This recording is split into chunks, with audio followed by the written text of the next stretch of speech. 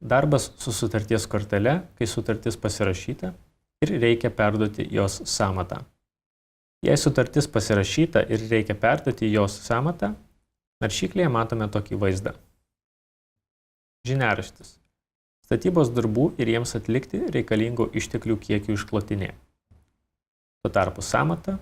Statybos darbų ir jiems atlikti reikalingų išteklių vertinė išraiška. Reikia atsisiųsti žiniaraščio šabloną Excel formate ir užpildyti jį. Įrašomos sąmatos pozicijos, jų kiekiai bei kainos. Kitas žingsnis yra perduoti sąmatą. Tam reikia nuspausti mygtuką Browse. Pasirinkti savo kompiuterio užpildytos sąmatos Excel dokumentą ir nuspausti mygtuką Perduoti sąmatą. Jeigu sąmatoje yra klaidų, lange bus parodytas pranešimas su priežastimis. Tokiu atveju reikia patikslinti dokumentą arba kreiptis į atsakingą AFA darbuotoją dėl klaidų paaiškinimo.